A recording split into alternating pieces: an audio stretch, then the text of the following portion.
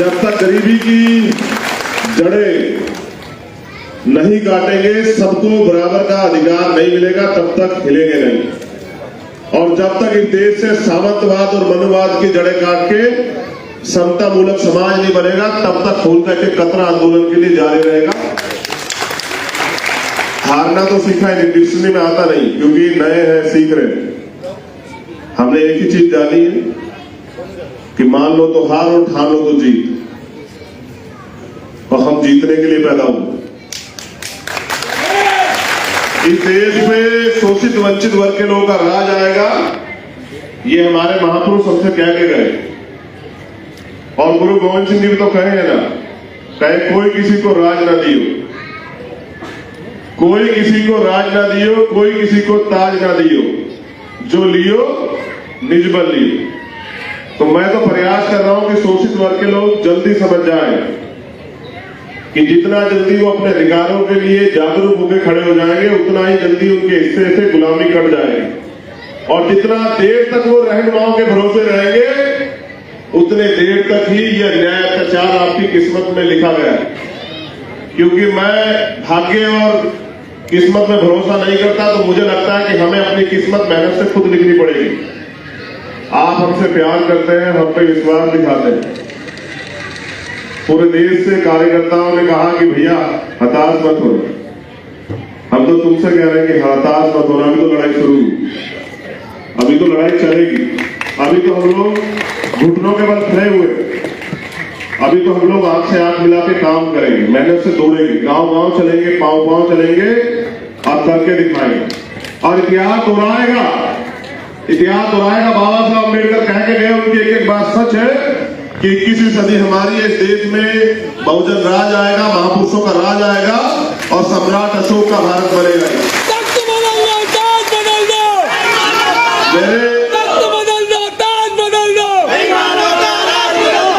मेरे अपने मुझे कुछ ना कुछ भेजते रहते हैं।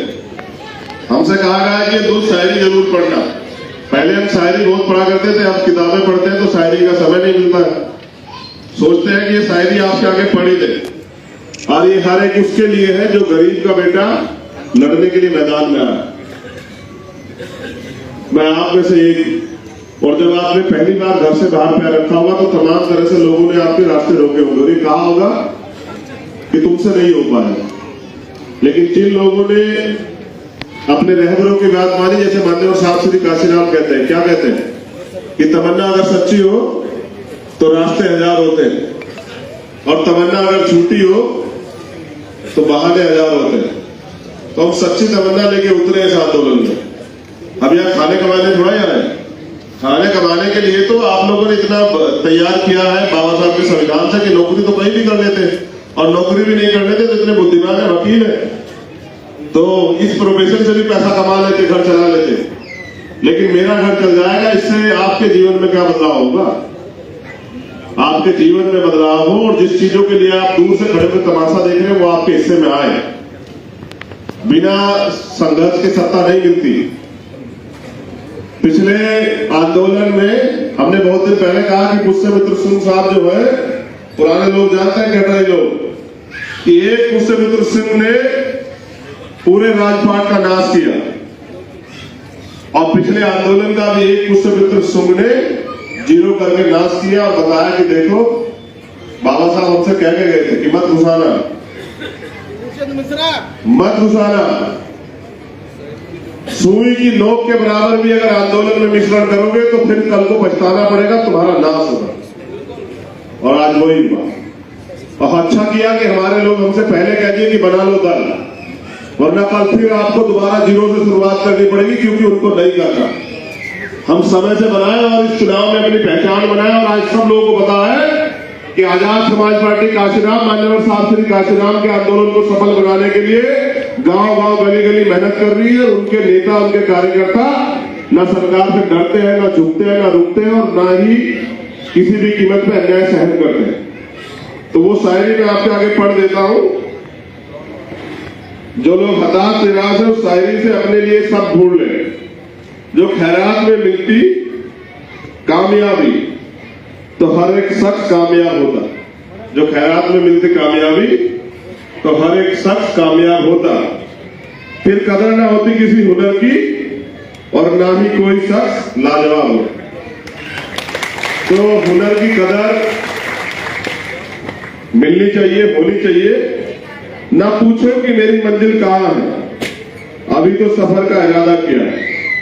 ना पूछो मेरी मंजिल कहां है, अभी तो सफर का इरादा किया है। ना हारूंगा हौसला उम्र भर, ये मैंने किसी से नहीं खुद से वादा किया।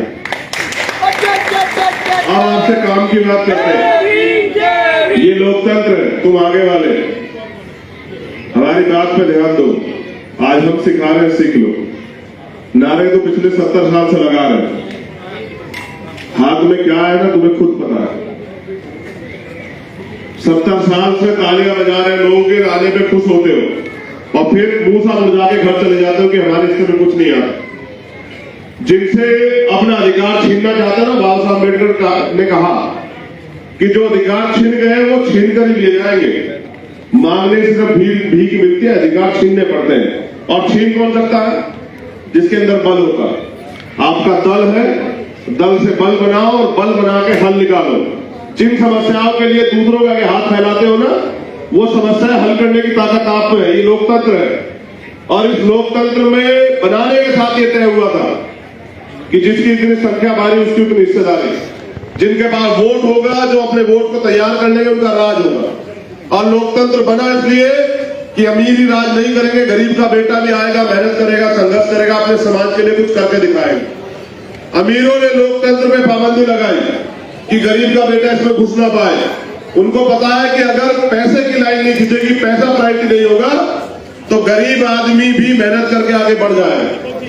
आज राजनीति में दीवार खिंच गई है, दिल्ली के लोग भी सुन लो। उनको लगता है कि पैसे वाले आगे बढ़ सकते हैं और मैं कहता हूं कि जिसके दिल में सच्ची तमन्ना है वो आगे बढ़ सकता है। मैं गारंटी से कहता हूं कि अगर हमारे कार्यकर्ताओं ने ईमानदारी से काम किया, हमारे प्रत्याशियों ने मेहनत से डटकर मुकाबला किया और हमारे प्रत्याशियों ने आने वाले समय में बहुजन समाज बनाया, भाईचारा बना के, संगठन बना के, कमेटियां बना के और मजबूती से हाथ से हाथ मिला के चुनाव लड़ा, तो मैं लिख के देता हूं कि ये समाज कभी बिका ही नहीं। जब जब रहबरों ने, महापुरुषों ने आदेश दिया, आवाज दी, ये खड़ा हो गया और इसने साबित किया कि ना हम झुकेंगे, ना हम रुकेंगे, ना हम इस आंदोलन को कमजोर पड़ने देंगे। तो दिल्ली के जो लोग यहाँ पर मौजूद हैं, मैं उनसे कहना चाहता हूं, हमारे नौजवान नेता मेरी बात पे गौर करें। आंदोलन समर्पण से चलता है, आंदोलन संघर्ष से चलता है। आजादी कीमत मांगती है, अधिकार बलिदान मांगते हैं। अगर आप में वो देने का हौसला है तो आप जीतोगे, कामयाब हो जाओगे, वरना आप जैसे बहुत आए और हिम्मत हार के चले गए। अगर आपके अंदर समाज को देने की भावना है तो फिर ये इतिहास कुदरत आपको देगी। अगर आप अपने लिए कुछ चाहते हैं तो आपके हिस्से में कुछ नहीं आएगा। जिस चीज के पीछे भागोगे वो नहीं मिलेगी। मैं आपसे फिर कह रहा हूं कि मैं सीख के आया हूं। 15 दिन मांगता हूं, उससे सिर्फ 15 दिन। 15 दिन के बाद 10 साल तक एक दिन भी परिवार और व्यक्तिगत जीवन के लिए छुट्टी नहीं करूंगा। 10 साल पूरी जी जान लगा के इस आंदोलन को और दिल्ली तक लेके आऊंगा, प्राइम मिनिस्टर की कुर्सी तक। याद वादा कर रहा हूं आपके आंदोलन से। एक दिन भी गद्दारी करूंगा, एक दिन भी नहीं उठूंगा और गर्दन नहीं झुकने दूंगा आप लोगों की। लेकिन मैं जितनी सच्ची ईमानदारी से लगा हूं, आपसे भी सहयोग चाहता हूं। मैं नहीं चाहता कि आंदोलन झुके, कमजोर हो, ये आंदोलन बदनाम हो, ये आंदोलन की मजाक बने। लेकिन जितनी जिम्मेदारी मेरी, इतनी आपकी भी बनती है। अगर मैं 24 घंटे दे रहा हूं तो कम से कम 4-6 घंटे आप भी दे, रोज दे। अगर जितना आप संघर्ष करोगे उतना ही मिलेगा सर। अगर आप ये सोचते हैं कि आज संघर्ष कर लिया 1 साल 10 साल तक मिलेगा, नहीं मिलेगा सर। साइलेंट मोड पे बैठिए। रोज संघर्ष करना पड़ेगा, मेहनत करनी पड़ेगी, आंदोलन करना पड़ेगा और अपने संगठन को मजबूत करना पड़ेगा। जिसको जिम्मेदारी दी है, कार्यकर्ता की इज्जत करनी पड़ेगी, उसको वैल्यू देनी पड़ेगी, उसके साथ खड़ा होना पड़ेगा, उस कार्यकर्ता के विश्वास को मजबूत करना पड़ेगा। और जो नालायक लोग हैं, जो चेहरा दिखाने वाले लोग हैं, उनको संगठन से निकालना पड़ेगा सर। जो सिर्फ और सिर्फ जो ना चाटुकारिता करते हैं, उनको निकालना पड़ेगा। उन लोगों की जरूरत है जो काम करना चाहते हैं। क्या तो तय करो कि गुलामी के जीवन में जीना चाहते हैं, या फिर तय करो कि हम गुलामी का जीवन काट के जाएंगे। सर आपको क्या लगता है, बाबा साहब वापस आ जाएंगे क्या? यहाँ जो तमाम लोग बैठे, बताओ नहीं, क्या मान्यवर काशीराम साहब वापस आ जाएंगे क्या? नहीं भाई। और फिर ये भी बताओ मुझे कि कोई दूसरा मान्यवर काशीराम क्यों नहीं पैदा हुआ, किसने रोका? लेकिन हर आदमी को अपने लिए जीना है तो नहीं बनेगा मान्यवर काशीराम, और उनके जैसा पैदा नहीं हो सकता। मैं तो उनके पैर के नखून के बराबर भी नहीं, लेकिन यह अविश्वास से कह रहा हूं कि अपने ऊपर जो कर्ज है महापुरुषों का, उसको उतारेंगे। उस कर्ज को नहीं रखने जाएंगे। जब जीवन से खत्म होगा तो ये नहीं कहेगा कोई कि अधूरा रह गया है कुछ।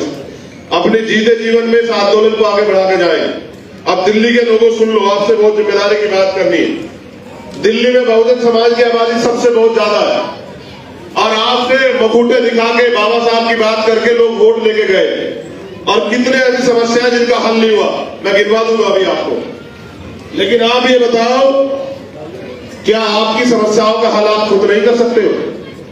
जब वोट का अधिकार आपके पास है और वोट आप तैयार करके, समाज को तैयार करके आगे बढ़ा सकते हो। एमसीडी का इलेक्शन आ रहा है, जब आप अपने वार्डों से जीत सकते हो तो फिर आपको किसी की और 5 जाने की जरूरत पड़ेगी क्या? बताओ। देखो दिल्ली में, सुनो, दिल्ली में रविदास मंदिर आंदोलन हुआ, बहुत सारे सीनियर लोग बैठे हुए यहाँ। ये सरकार कहां थी जिसकी जो अभी यहां सरकार है दिल्ली में? ये एमसीडी वाले कहां थे? नहीं थे ना आपके साथ? सीए एनपीआर नासिक आंदोलन हुआ, आप मुझे बताओ। या मुस्लिम समाज के जिम्मेदार हमारे पार्टी के भी नेता हैं और समाज के जिम्मेदार लोग भी आए। जब सीए एनपीआर नासिक कानून लागू हुआ और यहाँ शाहीन बाग का आंदोलन चल रहा था, और रोज कभी कोई तमंचा ले गए, कभी कोई लाठी लेके जाके, और तमाम तरह से जो है मुसीबतें खड़ी थी। आप बताओ ये सरकार कहां थी? दिल्ली की सरकार आपके साथ खड़ी थी, आपके खिलाफ खड़ी थी? ये सरकार के मुख्यमंत्री तो कह रहे थे कि हटवा दो, जाओ दिल्ली की पुलिस आपके हाथ में, केंद्र सरकार जाओ हटवा दो। और जब दिल्ली में अन्याय हुआ, दिल्ली के चुनाव के बाद, आप बताओ ये सरकार कहां थी? और ये सरकार का मुख्यमंत्री बैठ के गृह मंत्री के साथ मुस्कुरा के 3 दिन बाद हमारे साथ, हमारे लोग साथ जो अन्याय हुआ वहां मुस्कुराता वक्त पीसी कर रहा था। किन पे भरोसा कर रहे हो? ये आपका भला करेंगे? ये जो बाबा साहब की तस्वीरों की बात कर रहे हैं, बाबा साहब के कौन से आंदोलन को आगे बढ़ा रहे हैं? बाबा साहब की कौन से विचारधारा को आगे बढ़ा रहे हैं? इन्होंने हमेशा छल किया है, हमारे महापुरुषों की तस्वीर दिखा के, झाड़ू दिखा के हमारे लोगों को लूटने का काम किया है। अब इनकी बातों में नहीं आना आप लोग। इनकी बातों में आओगे तो फिर पछताना पड़ेगा, क्योंकि इनको ढूंढोगे कहां, ये मिलते कहां आपको? वो सिर्फ सत्ता की लड़ाई लड़ रहे हैं, और आप सत्ता में के जरिए अपने लोगों के जीवन के बदलाव की लड़ाई लड़ रहे हैं। यहां कोरोना काल आया, मुख्यमंत्री जी ने घोषणा की कि हर सफाई कर्मचारियों को कोरोना वायरस मान के 1 करोड़ रुपए का मुआवजा मिलेगा। एक को नहीं मिला, एक को नहीं मिला। और जिसने एक के लिए लड़े भी तो उसको बेचारे को 10 लाख रुपए देके चुपचाप बैठा दिया। उस कहा था सरकारी नौकरी देंगे, नहीं दी। जो आदमी सिर्फ हमारी वोट चाहता और इतनी नफरत करता हमसे, उसका क्या अधिकार बैठता हमारे लोगों की वोट पे?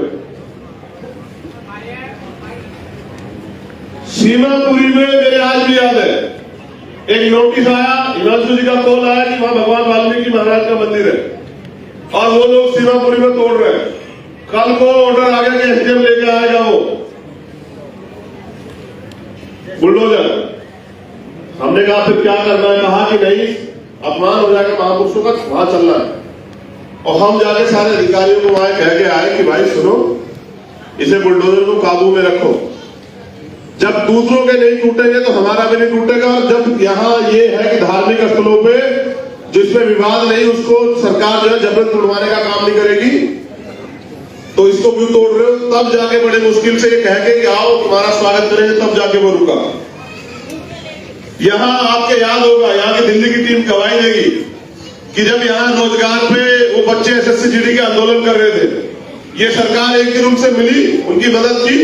वो बहनें जो है 40-40 दिन हमारे साथ रही यहाँ के बहुजन समाज के लोगों ने उनके लिए व्यवस्था कराई। ये सरकार बैठ के तमाशा देख रही थी।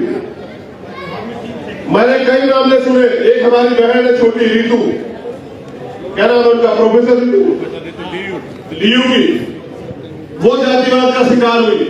जेडीयू में जातिवाद का शिकार होते हैं हमारे लोग, डीयू में हमारे लोग शिकार होते हैं। और जामिया में हमारे बच्चों के साथ अन्याय होते हैं, कोई सरकार नहीं बोलती। वादा किया मुख्यमंत्री ने हर घर में रोजगार देंगे, हर घर तक नौकरी पहुंचाएंगे, और पहुंचाई क्या? दारू। हर वार्ड में ठेके खुला दिए, जिनसे बचाते आ रहे हैं अपने लोगों को, वो सारे ठेके हर वार्ड में खुलवा दिए।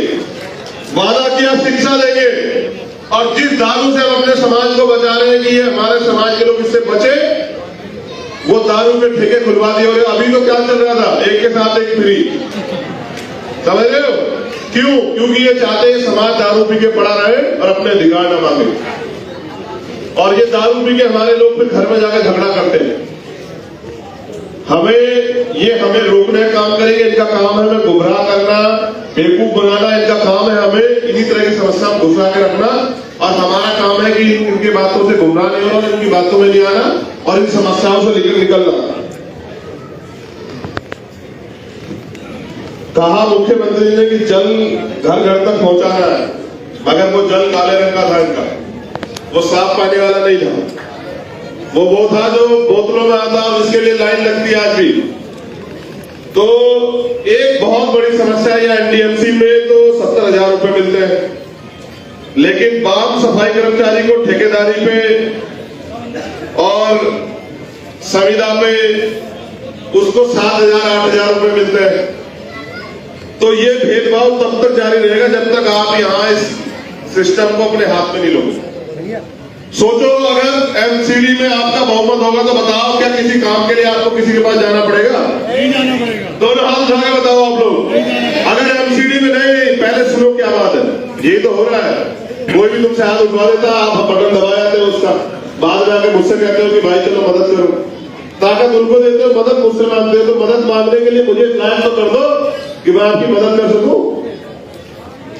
ये बताओ, अगर एमसीडी में ज्यादा संख्या में आपके लोग जीते तो फिर आपको काम के लिए किसी और के पास जाना पड़ेगा या अपने आप काम करोगे? लोगों के बताओ, दोनों हाथ उठा के बताओ। आवाज नहीं आ रही है? अपने आप करोगे? चलो धन्यवाद। एक यहां पर ठेकेदारी हटाओ राष्ट्रीय संयुक्त मोर्चा है, उनके जिम्मेदार लोगों ने ज्ञापन दिया है, उनकी कुछ मांगे हैं। जैसे उनकी मांग है कि सफाई कर्मचारियों को टेक्निकल ग्रेड कर्मचारी घोषित किया जाए, ठेकेदारी प्रथा को पूर्ण रूप से दिल्ली में प्रतिबंधित किया जाए, सफाई कार्य का निजीकरण न किया जाए, दिल्ली के सभी कच्चे कर्मचारियों को पक्का किया जाए, निगम कर्मचारियों को पेंशन एवं वेतन समय पर मिले। और यहाँ की कमेटी ने, प्रदेश कमेटी ने उनकी सारी मांगों को स्वीकार किया और उन्होंने कहा कि हम अपने मैनिफेस्टो में रखेंगे। मैं आपसे वादा करता हूँ, एमसीडी में अगर आप हम लोगों को मौका देंगे तो ये सारी मांगे जो है पहले ही दिन एमसीडी की पहली मीटिंग में जो है इन पर एजेंडा बना के इनको पे काम किया जाए। एक इंपोर्टेंट बात आपसे, हिमाचल जो चले आए मेरी तरफ प्रत्याशियों की लिस्ट लेके, मैं आपसे कह रहा हूँ, ये पैसे आधारित चुनाव जो है ना, ये गरीबों के लिए नहीं। यहाँ चुनाव जो है वो नोटों वालों और वोटों वालों के बीच में। अब वोटों वालों को ये तय करना है कि उनको नोटों वालों के साथ रहना है या वोटों वालों के साथ रहना है। गरीबों को तय करना है कि उनको अपनी लड़ाई अपने लोगों के सहारे लड़नी है या रहनुमाओं के सहारे लड़नी है जिनको उनसे कोई मतलब ही नहीं। ये आज के बाद जो आंदोलन दिल्ली में चलेगा, मेरी आपसे अपील है, जो कार्यकर्ता पदाधिकारी है, मेहनत से काम करना। मैं भी अपना समय, जितना ड्यूटी मेरी पार्टी लगाएगी उतना समय पूरा आंदोलन को दूंगा। आपके पार्षदों की जो चुनाव होंगे उसमें जिस गली में आप मेरी ड्यूटी लगाएंगे उसमें जाऊंगा, गली गली जाकर लोगों से अपील करूंगा। बताया गया है कि यहाँ डिमांड बहुत है मेरी, कहते सब लोग कहते हैं चंद्रशेखर जी को बुलाओ। चिंता मत कीजिए, मैं भी आजाद समाज पार्टी का एक कार्यकर्ता हूँ। जहां मेरी ड्यूटी आगे अध्यक्ष लगाने के, मैं उस गली में जाके वोट मांगने का काम करूंगा। और मुझे भरोसा है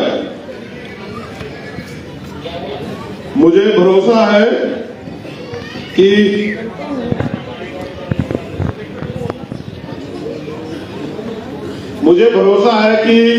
आप भी मेरे साथ कार्यकर्ता बनकर काम करेंगे और जो ड्यूटी, जहां आपकी ड्यूटी लगेगी जिस प्रत्याशी के साथ, उस प्रत्याशी को जिताने में अपनी मेहनत भी देंगे, योगदान देना करें। बहुत बहुत धन्यवाद।